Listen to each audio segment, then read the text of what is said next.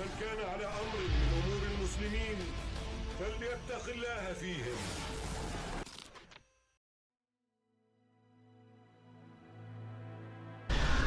Hadirin jemaah rahimakumullah, kita akan melanjutkan pengajian kita yang terakhir, bagian yang terakhir daripada tanda-tanda 10 tanda besar hari kiamat, dan ini memasuki tanda yang terakhir, yang ke-10. Kemarin selesai sudah, yaitu binatang yang keluar dari perut bumi, sudah saya sampaikan dengan dalil-dalil yang ada. Dan bagian ini bagian yang terakhir, tidak terlalu banyak pembahasannya, tapi tetap akan saya sampaikan. Nanti yang paling akhir sekali setelah pertemuan kita ini, yaitu bagian kesimpulan-kesimpulan yang dirangkum oleh Syekh Yusuf Al-Wabil dalam kaitan beliau menulis tentang Asyratus Sa'ah. Ya. Kita akan melanjutkan, yaitu keluarnya api yang akan menggiring manusia. Api yang akan menggiring manusia. Ini bagian yang akhir, ya. Sesuai dengan beberapa hadis yang telah saya sampaikan, diantaranya hadis Huzaifah bin Asid, yaitu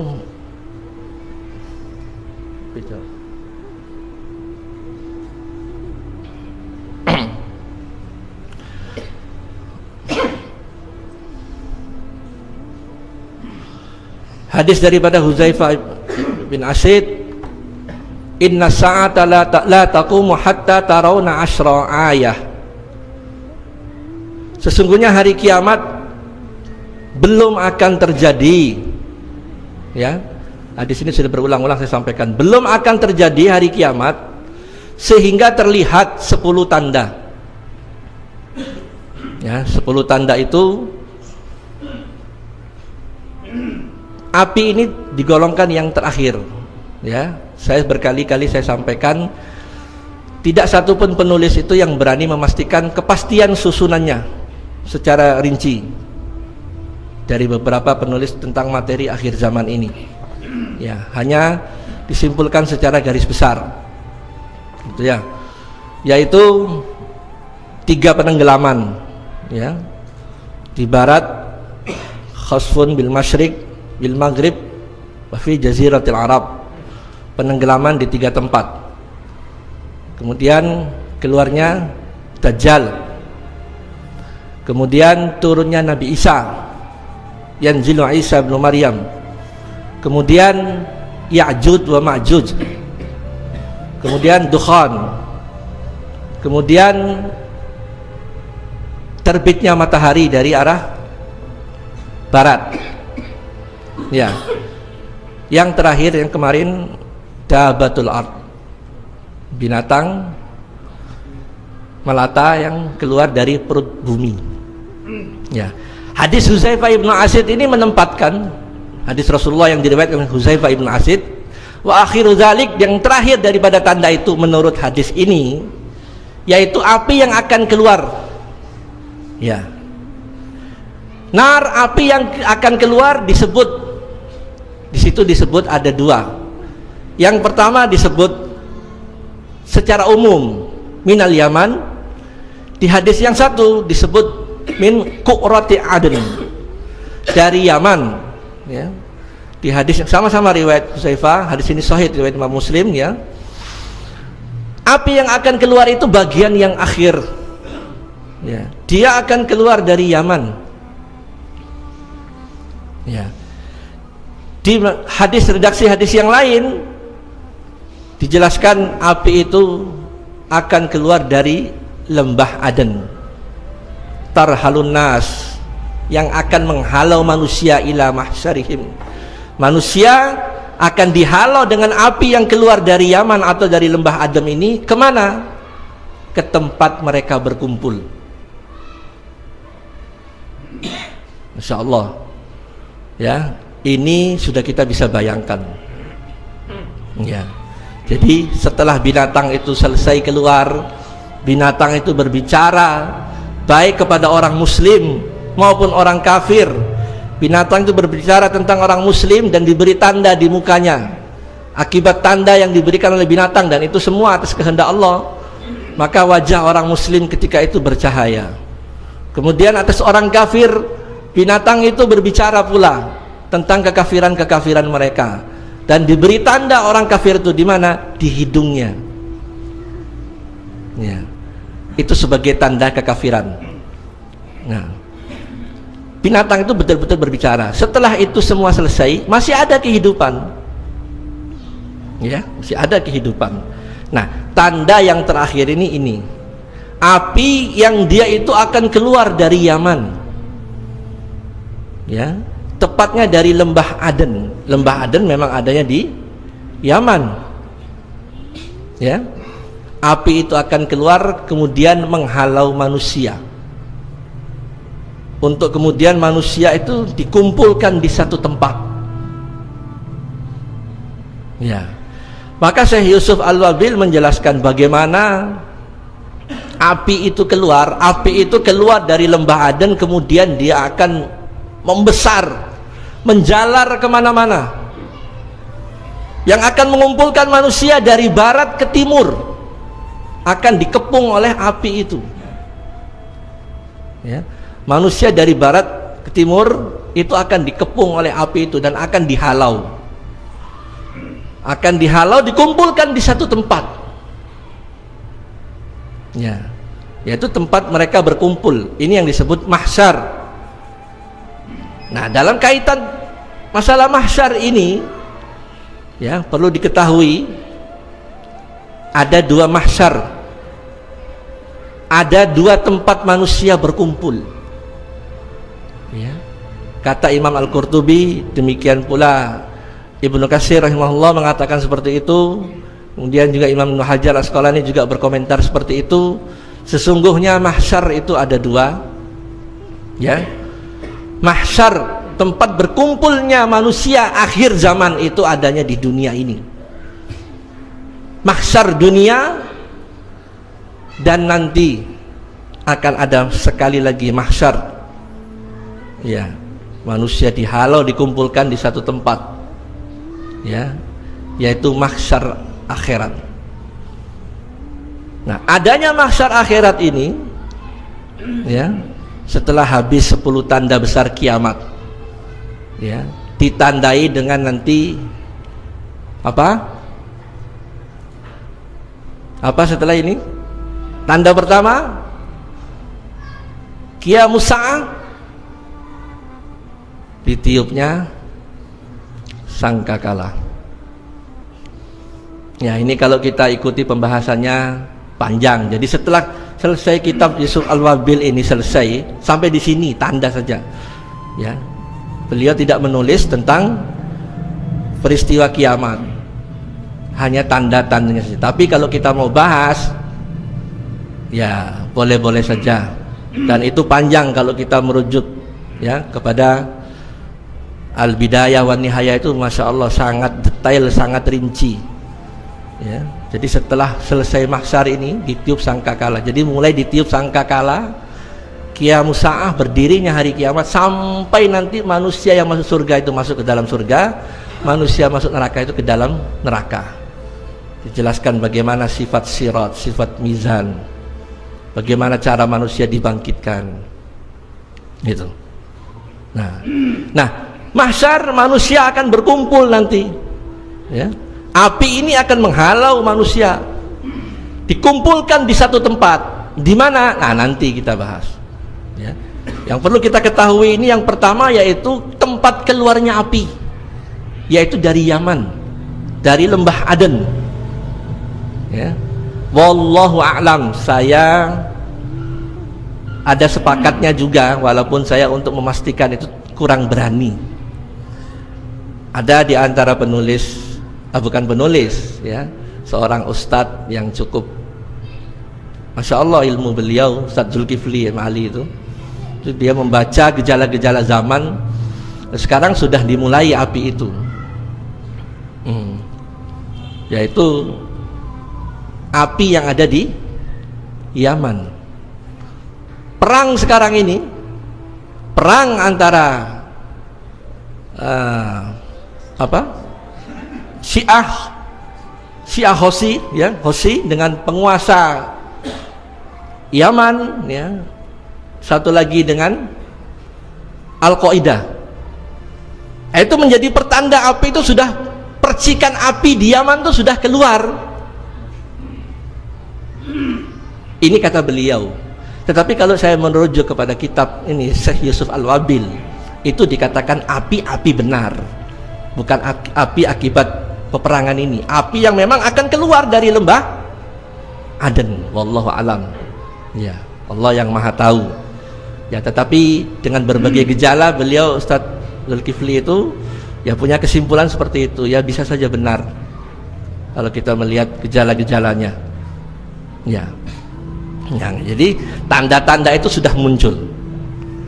Ya, dunia ini nanti akan luar biasa dipenuhi dengan kegoncangan-kegoncangan, dan yang menentukan itu bukan di sini, bukan juga di barat sana, tetapi apa yang hari ini sedang bergolak, terutama di dua tempat ini, di Yaman dan di Syam. Maka Rasulullah mendoakan dua tempat ini. Yang dua tempat ini akan dipenuhi fitnah, tetapi Rasulullah mendoakan dua tempat ini. Dan dua tempat ini nanti setelah fitnah demi fitnah terjadi, perang demi perang terjadi, Imam Mahdi turun, Allah berikan kemenangan, kekuatan kepada Imam Mahdi, syariat itu tegak melalui Imam Mahdi dan Nabi Isa, Dajjal terbunuh, keadaan itu berubah. Keadaan dari kacau, dari tidak aman, dari penuh kesyirikan berubah menjadi keadaan yang aman, dan itu sudah Allah jelaskan dalam surat An-Nur ayat 55 itu. Saya sudah pernah sampaikan.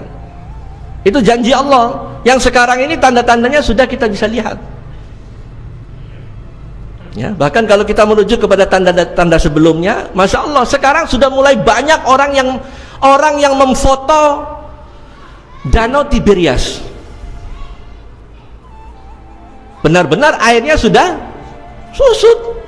Dan ini yang ditanyakan oleh Dajjal dalam hadis Tamim Ad-Dari, sudahkah surut airnya? Airnya sudah surut, cuman belum habis. Sudah kering nggak? Kata Dajjal. Gitu. Kalau sudah kering airnya, itu tuh waktunya saya keluar. Nah, sekarang sudah banyak surut. Maka kalau kita ikuti perkembangan dari orang-orang yang membahas ini, sampai ada yang punya prediksi-prediksi gitu, dan ini sah-sah saja sepanjang kita jangan memastikan. Yang nggak boleh memastikan, prediksi. Ya, ada yang mengatakan itu nggak lama lagi, kisarannya sekitar 30 tahunan lebih itu akan terjadi itu. Wallahu a'lam, kita nggak tahu. Itu ya. Nah itu. Nah, tanda-tandanya sudah bisa kita lihat. Maka tidak salah juga kalau ada dai, ustadz atau ulama yang menyampaikan bahwa api di Yaman itu sudah bisa kita lihat dari adanya gejala perang Yaman sekarang ini. Wallahu a'lam, bisa juga benar itu.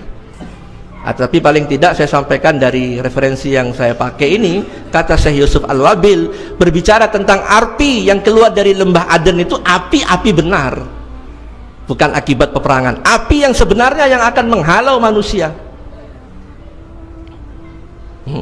yang dia keluar dari lembah Aden. Jadi pertama, keluarnya api itu dari lembah Aden, ya, dari Yaman. Dan ini diperkuat dengan hadis Huzaifah ibn Asid, ya, sudah saya sampaikan berkali-kali. Jadi tempat keluarnya api dari Yaman, dari lembah Aden. Yang kedua, bagaimana cara api itu menghalau manusia? Caranya bagaimana? Manusia ketika dihalau itu seperti apa? Ya, nah, dalam kaitan ini dinukilkan satu dalil hadis Rasulullah SAW, sahih riwayat Imam Muslim juga.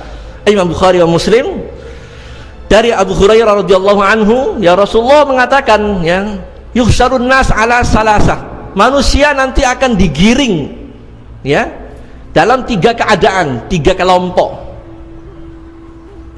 3 kelompok manusia. Ketika manusia digiring oleh api itu, manusia itu akan menjadi 3 kelompok.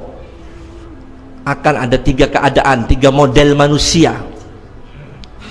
Yang pertama, tara'iqa raghibin, kelompok yang mereka itu bersukaria, artinya kelompok yang selamat.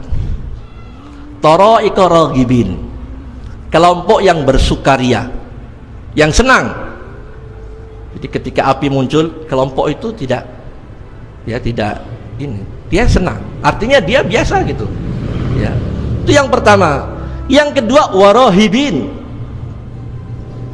kelompok yang gentar, takut, ya. Kelompok yang tadi yang pertama senang, biasa dia menghadapi itu, biasa. Yang kedua, warahibin, kelompok yang gentar, yang takut, ya. Dan digambarkan api itu mengepung mereka, nggak pernah berhenti api itu. Siang malam mereka tidur terus, itu akan digiring oleh api. Dan manusia terbagi 3. Orang yang biasa-biasa saja, yang aman sentosa, orang yang gentar, orang yang takut. Dan digambarkan kelompok yang ketiga ini, ya, wa isnani ala ba'ir, wa salasatun ala ba'ir, wa arba'atun ala ba'ir, wa asyratun ala ba'ir. Ini juga kiasan. Kelompok yang ketiga ini kelompok yang menaiki unta, berdua, bertiga, berempat, atau bersepuluh, bergantian. Nah, dari gambaran hadis ini, kelompok yang melarikan diri, yang betul-betul sudah tidak bisa, ya, sangat-sangat takut, lari dia.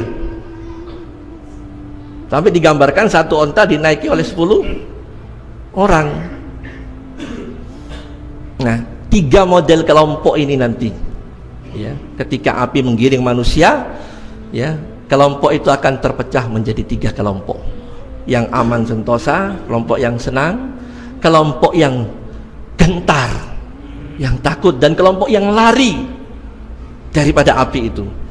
Tapi digambarkan di hadis yang lain, api itu nggak pernah berhenti, terus menggiring mereka untuk menuju satu tempat. Di mana? Ya, nanti kita sampaikan. Tempat ini pasti akan dituju, pasti. Nah, kemudian satu hadis lagi dari sahabat Abu Zar, ya, Abu Musa al-Asy'ari, ya, kata Abu Musa, aku mendengar kekasihku, aku mendengar Rasulullah SAW, as-sadiqul masduq, ya, orang yang benar katanya, yang dibenarkan oleh Allah ucapannya, yaitu Nabi maksudnya. Jadi manusia memang akan terbagi 3 nanti, ya. Ketika api itu menggiring manusia, itu akan terbagi 3. Yang pertama, yaitu manusia yang oleh Allah SWT ditakdirkan mereka itu berpakaian, ya, berpakaian, ya toh, tidak risau dan menaiki kendaraan. Nah, ini kelompok pertama, ya, kelompok yang aman, ya, menguatkan hadis yang tadi. Jadi kata Nabi, kelompok yang oleh Allah memang mereka ditakdirkan mereka saat itu berpakaian, ya, mereka aman, ya, dan mereka berkendaraan, ya. Kemudian kelompok yang kedua, kelompok yang berjalan dan berlari. Kadang dia berjalan, kadang berlari. Nah, ini kelompok yang takut tadi. Yang ketiga, kelompok yang nanti mereka itu berjalan atas muka mereka, mukanya diseret oleh malaikat. Dijelaskan di hadis seperti itu. Inilah kelompok yang melarikan diri, ya, kelompok yang mereka berjalan dengan muka mereka, artinya kelompok yang akan celaka,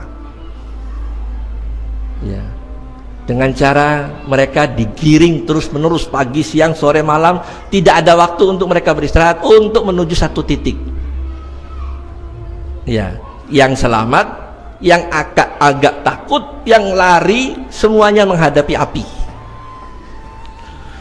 Ya, untuk digiring menuju satu tempat.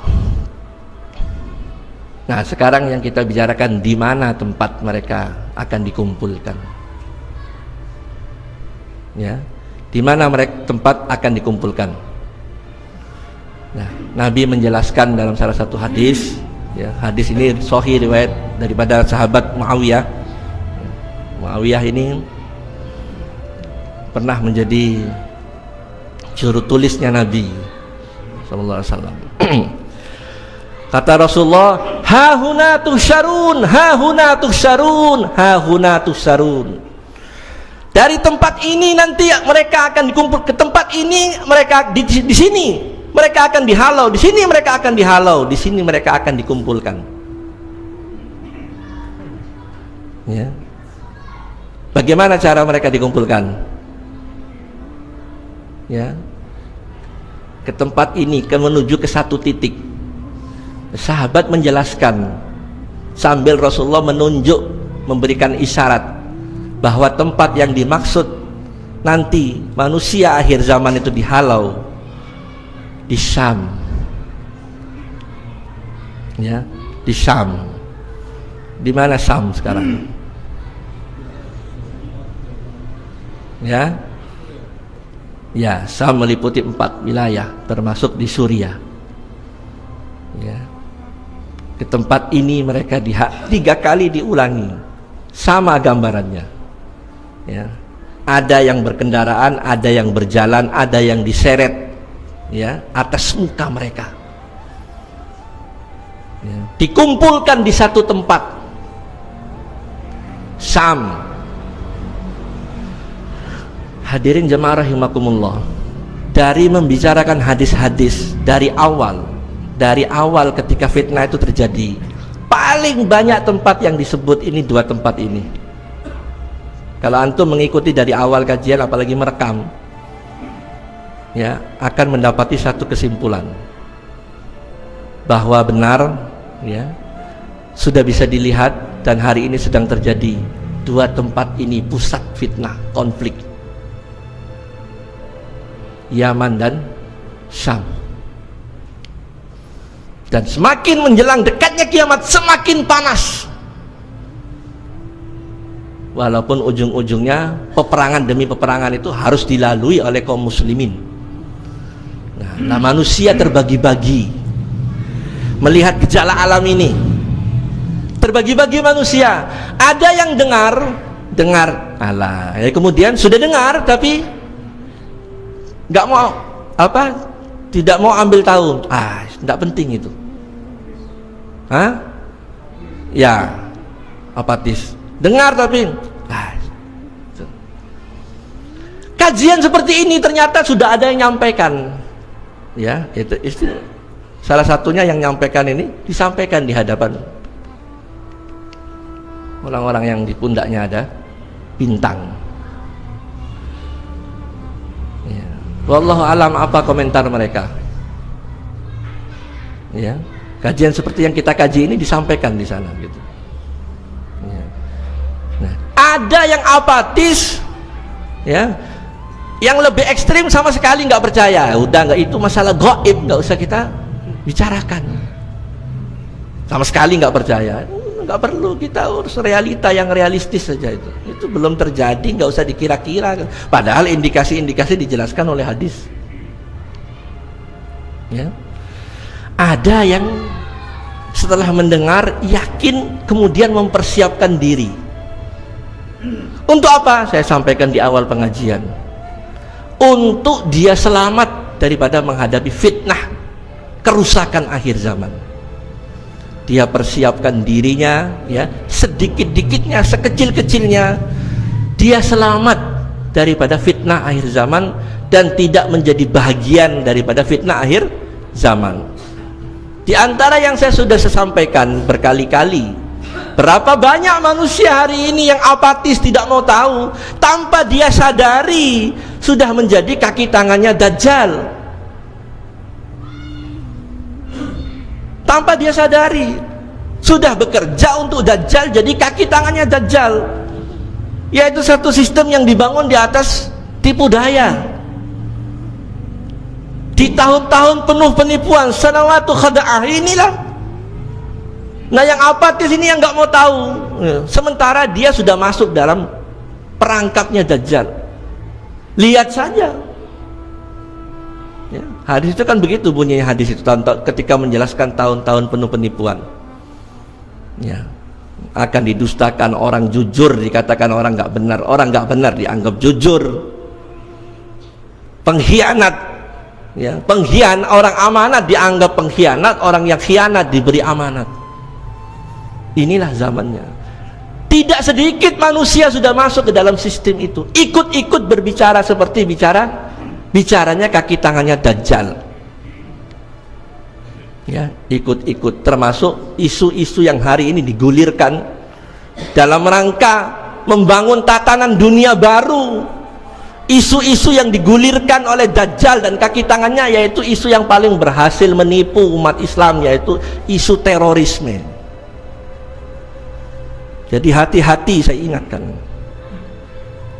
ini paling berhasil sekali ya, paling berhasil. Hati-hati, walaupun kita sepakat memang ada persoalan di tengah umat Islam ini, ada pemahaman-pemahaman, harus kita akui juga ada pemahaman-pemahaman yang tidak beres, dan ini menjadi PR. Ada fenomena-fenomena yang belakangan ini muncul, mudah mengkafirkan, mudah menghalalkan darah orang, ini kenyataan dan itu ada. Ini PR, kita tidak nafikan itu ada. Tetapi kalau kemudian karena ini menggeneralisir semuanya umat Islam itu yang eksis memegang agamanya, bahasa yang dipakai hari ini apa? Radikal. Saya ikuti beberapa hari yang lalu di TV One, radikal.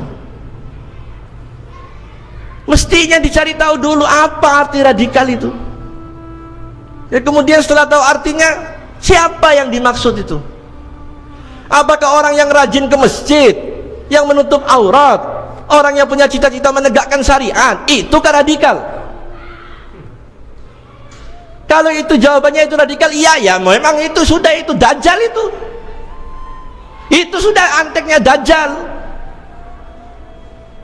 Kalau orang yang rajin ke masjid, tutup aurat, ingin menegakkan perintah Allah, menegakkan sunnah Rasulullah, itu yang dianggap radikal, itu sudah Dajjal.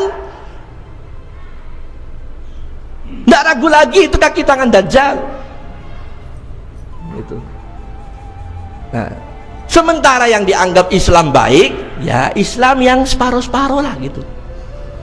Sholat ya sholat, korupsi ya korupsi, waktu sholat, korupsi.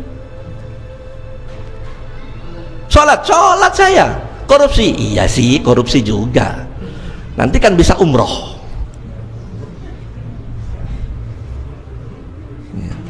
Sholat menuduh orang Islam baik-baik, sholat juga, tapi menuduh orang Islam baik-baik ya, korupsinya jalan ya, sifatnya terhadap orang Islam yang betul-betul ingin berislam dengan baik itu sikapnya tidak bagus ya. Lihat saja keadaan itu, yang pandai-pandai ngomong, pandai ngoceh itu begitu.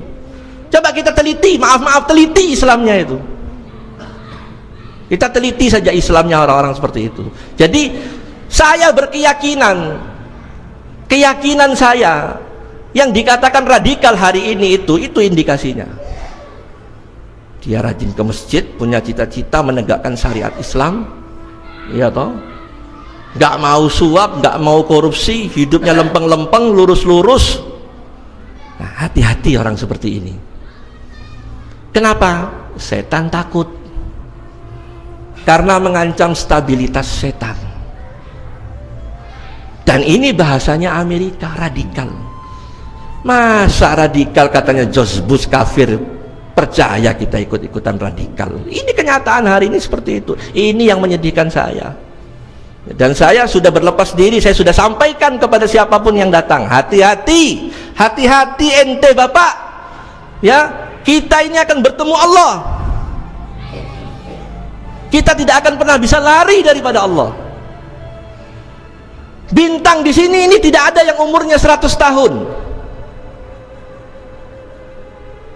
60 tahun selesai. tentang sini. Sampai-sampai ada kisah seorang purnawirawan duduk di kursi roda, sudah lumpuh, tangannya gemeteran. Dia melihat foto dia ketika masih gagah. Fotonya masih gagah pakai baju dinas, bintang jasanya di sini. Dia pandangi dengan mata yang sudah remang-remang, dengan tangan gemeteran, dengan air liurnya menetes terus di mulutnya, duduk di atas kursi roda. Pertanyaannya, kekuatan dia kemana sekarang? Kemana kekuatan orang yang punya bintang saat itu? Dan sebentar lagi kemana dia? Dia akan pergi menghadap Allah untuk mempertanggungjawabkan semua amal yang telah dikerjakan. Maka ketika itu, ya, mereka akan menyesal. Ya, na'udzubillah. Kalau orang-orang seperti ini tidak bertobat, nanti dikumpulkan di neraka ketemu dengan George Bush. George Bush bantu saya. Enak aja kata George Bush, saya juga masuk neraka. Siapa yang suruh ikut saya? Ya, nah ini. Nah, jadi apa yang digambarkan oleh hadis ini, insya Allah sekarang gejalanya sudah bisa kita lihat.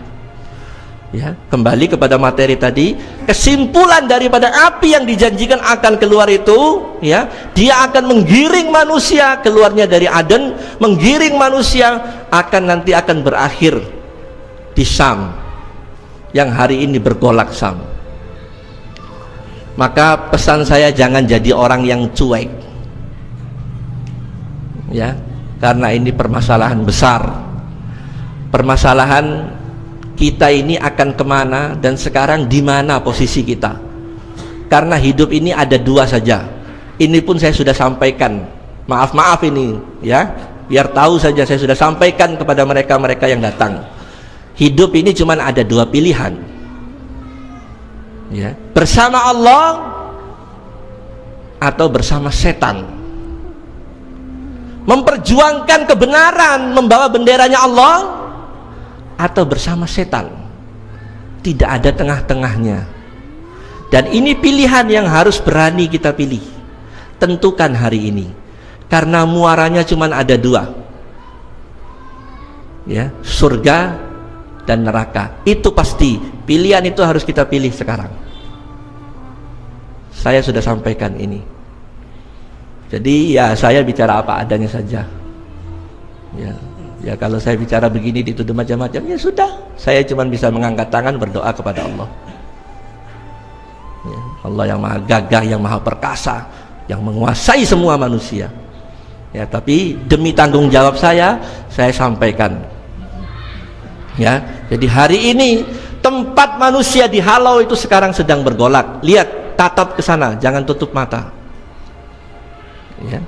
Dan dikatakan oleh penulis maupun komentar-komentar para ulama, ya, bahwa nanti dua tempat yang bergolak itu kenapa harus dikumpulkan di Syam? Syam itu nanti akan menjadi satu tempat keamanan dan tempat keimanan. Ya, kenapa manusia dikumpulkan di Syam? Syam itu nanti akan menjadi dua tempat keamanan, tempat keimanan. Ya, dua tempat ini.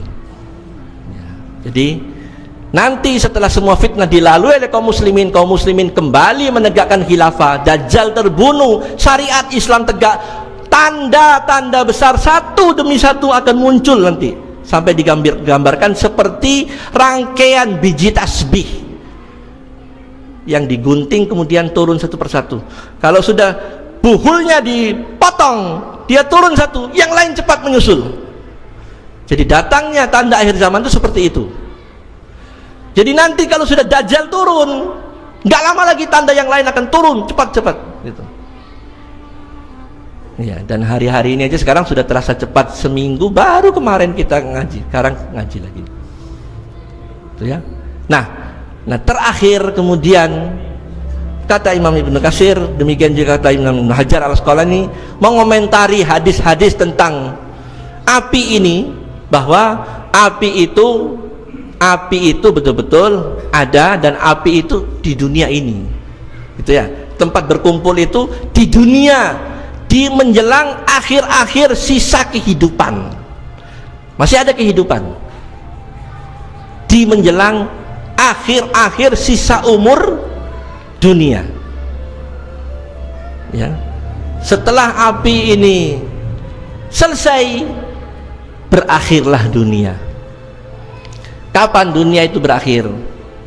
Ya, kapan tidak ada lagi manusia, ya, yang diindikasikan manusia yang selamat? Ketika Allah sudah tidak lagi disebut-sebut, sudah tidak ada lagi orang menyebut kata-kata Allah, Allah. Tidak lama setelah itu Allah akan perintahkan Israfil untuk meniup sangkakala, dan itu pasti terjadi. Wallahu alam. Sudah ada yang memprediksikan 30 tahun ke depan itu sungai Tiberias turun, kering, muncul Dajjal, dan ketika itu puncaknya fitnah. Tetapi merujuk kepada ayat-ayat, dalil-dalil Quran maupun Sunnah, janji kemenangan itu Allah sudah janjikan kepada kaum muslimin. Maka oleh karena itu jangan salah Anda memilih, ya. Ini pun berulang-ulang saya sampaikan, kalau karena Islam yang kita pegang, kita akan dikatakan fundamentalis, ekstremis, garis keras, telan saja, tidak ada masalah. Sepanjang yang kita pegang, kita jalankan ini betul-betul berada di atas rel, tegak di atas Al-Quran dan Sunnah. Karena apa? Orang yang berkata itu nanti, ya, akan tidak berdaya, ya, akan menjadi orang-orang yang menyesal di hadapan Allah Subhanahu wa Ta'ala. Hidup ini pilihan. Pilihlah hari ini di mana posisi kita, bersama Allah, membawa benderanya Allah, menegakkan syariat Allah, atau bersama Dajjal, ya, bersama Dajjal, jadi kaki tangan Dajjal, ikut-ikutan berkata teroris, ikut-ikutan berkata fundamentalis. Walaupun saya katakan tadi, sepakat masih ada persoalan besar tentang sebagian umat Islam ini yang punya paham-paham nyeleneh, ngaku nabi, ngaku dapat wahyu, ya, aliran Islam dicampur-campur Kristen, Hindu, Buddha, ada yang aliran kafir kafir. Nah, ini PR, sepakat kita, ada itu. Tetapi jangan kemudian melihat orang yang ingin istiqomah, orang yang menegakkan syariat, ya, kita ikut berkata seperti kata-katanya orang-orang kafir, fundamentalis, teroris, ya. Jadi kita ini mestinya bukan garis keras, bukan garis lunak, tapi kita harus menjadi garis lurus. Wa anna hadza sirati mustaqiman fattabi'uhu wa la tattabi'u subula. Itu perintah Allah, ya. Inilah jalanku yang lurus, ikuti jalan yang lurus ini. Jangan kau ikuti subul. Apa subul? Jalan-jalan selain jalan yang lurus ini. Itu subul. Jangan ikuti itu, ya. Jangan jadi garis keras. Nah, itu tadi ekstrim, ghulu, berlebihan dalam berislam, sehingga seolah-olah orang ini tidak ada yang benar tauhidnya kalau nggak kayak dia. Nah, ini garis keras. Sepakat, ada, ya. Tapi jangan juga jadi garis lunak. Garis lunak, rahmatan lil alamin. Kristen yo, Buddha yo, Hindu yo, ayo podo-podo, ya, ayo sama-sama kita. Giliran Kristen ikut Kristen, giliran Buddha ikut Buddha. Ah, ini garis lunak ini, ya. Gak mau resiko, maunya, ya, bersama-sama dalam kebatilan. Jangan juga begitu, ya. Tapi ikutilah garis lurus, ya. Insyaallah kalau kita ikuti ini, kita akan selamat. Walaupun di dunia ini harus kita telan kepahitan, itu tidak masalah. Itu saja. Insya Allah pertemuan kita ini tinggal sekali. Ke depan saya cuma menyampaikan kesimpulan-kesimpulan. Setelah itu saya akan kembalikan kepada pengurus masjid, ya, supaya kajian malam Ahad ini tetap diramaikan. Nanti minta salah satu di antara ustadz yang ada selain saya, ya, untuk memberikan materi-materi kajian yang lain ke depan. Jadi tinggal sekali pertemuan, ya. Itu saja. Subhanakallahumma bihamdika asyhadu an la ilaha illa anta astaghfiruka wa atubu ilaik. Assalamualaikum warahmatullahi wabarakatuh.